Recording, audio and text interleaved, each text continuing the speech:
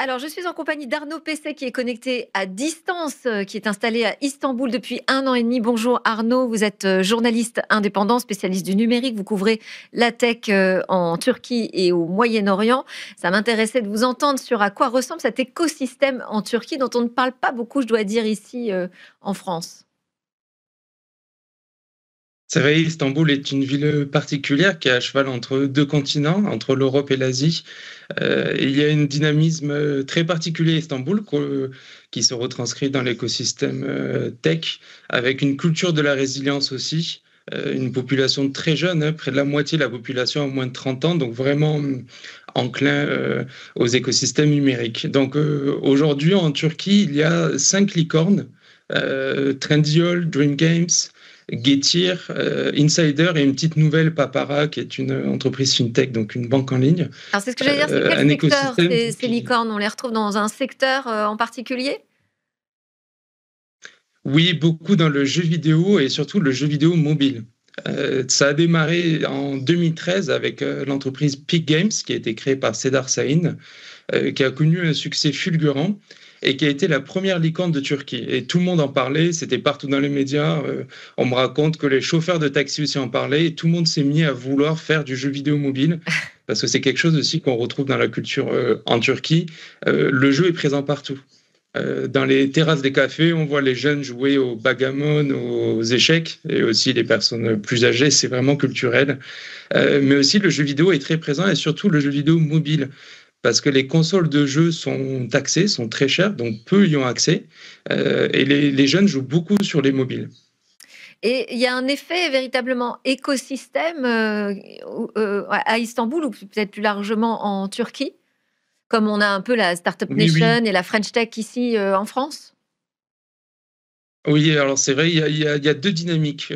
Celle qui a été créée par l'entreprise Peak Games, qui a été la première licorne, où Cedar Sain, quand il a créé son entreprise, il a dit qu'il voulait s'inspirer de la PayPal Mafia. Donc Ah oui, Elon Musk, Peter Thiel, etc.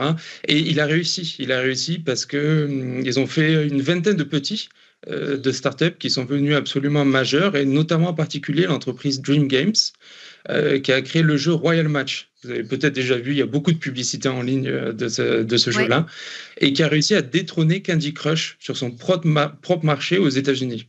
Donc Donc, ça, c'est quand même assez énorme. Un jeune studio créé en 2020, en 5 ans, est parvenu à détrôner un géant sur son propre marché américain. Royal Match donc est né à Istanbul. Exactement, sur les Ok, rives du Bosphore. ok. Donc des micro-écosystèmes. Est-ce qu'il y a une ambition gouvernementale autour du nombre de licornes ou c'est pas du tout l'enjeu là-bas? On est plus sur des stratégies de choix technologiques et d'investissement importants, je sais pas, dans les humanoïdes, l'intelligence artificielle. Il y a une grande ambition, oui. Alors, le projet s'appelle Turkorn 100. Donc voilà, ils appellent les licornes turques les turcornes. Et l'idée, c'est d'avoir une centaine de licornes d'ici 2030. Ah Donc ça oui, fait quand même court quand on sait qu'aujourd'hui, il n'y en a que 5. Donc bon, c'est quand même beaucoup du marketing. Mais il y a une vraie volonté et un soutien du gouvernement. Et l'arme secrète qui a fait le succès des studios de jeux vidéo et qui leur permet de recruter des joueurs à travers le monde, c'est un système de cashback sur les investissements publicitaires, jusqu'à 60%. Donc, si une entreprise de jeux investit 1 million de dollars, par exemple, dans la publicité sur Facebook pour recruter des joueurs, eh ben, presque la moitié, ou plus de la moitié, même jusqu'à 600 000 dollars, va être remboursée par l'État.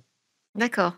Et alors, à la tête de ces entreprises tech en Turquie, on retrouve quel type de profil ici, on a vraiment un profil type très HEC, voilà, homme blanc, bref. Est-ce qu'il y a comme ça aussi une sorte de lignée en fait d'entrepreneurs? C'est pas aussi défini parce que c'est encore assez nouveau et cet écosystème, il a à peine une dizaine d'années. Mais une des particularités, c'est qu'on retrouve beaucoup de femmes. La moitié des licornes sont dirigées par des femmes Ah oui, et ils viennent de différents horizons. Alors, la plus connue d'entre elles, c'est vraiment un modèle de réussite, hein, c'est Demet Mutlu, qui est passée par Harvard, donc ne sont pas non plus de n'importe où, mais qui est la dirigeante de l'entreprise Trendyol, qui est l'équivalent de l'Amazon en fait en Turquie, qui est aujourd'hui l'entreprise tech avec la plus forte valorisation à 16 milliards. d'accord. Donc 50% des licornes, bon, il y en a pas beaucoup de licornes, mais quand même, C'est ça, sont, ouais. tenues par des femmes. En termes de levée de fonds aussi, il y a des montants importants aujourd'hui? Pas vraiment. Sur l'année dernière, c'est un montant total de 416 millions, mais c'est une progression de plus 400% par rapport à l'année précédente. Donc c'est pas encore énorme, mais il y a une progression. D'accord. Mais Et c'est vous le avez problème vu de la sur les Turquie. les investisseurs étrangers justement qui viennent investir en Turquie, ils viennent d'où principalement? Ils sont assez frileux pour l'instant parce que l'économie turque n'est pas très stable. Donc Ouais, c'est la difficulté et c'est l'enjeu qu'ils ont aujourd'hui. C'est ce que beaucoup me racontent en fait. Ils démarrent en early stage avec les banques turques et très vite ils vont s'installer par exemple à Londres. Beaucoup sont à Londres et finalement ils deviennent des startups anglaises ou américaines en partant aux US. Donc c'est un petit peu le challenge qu'ils ont à relever aujourd'hui. d'accord. Eh ben, on n'est pas très loin d'avoir le même challenge, hein, vous savez? Merci beaucoup Arnaud. Arnaud Pesset, je rappelle que vous êtes, journaliste et donc à Istanbul depuis 1 an et demi pour observer cet écosystème. Merci beaucoup de l'avoir partagé avec nous. À suivre, dans Smart Tech, c'est la grande interview du député Philippe Latombe, très engagé justement sur ces questions numériques.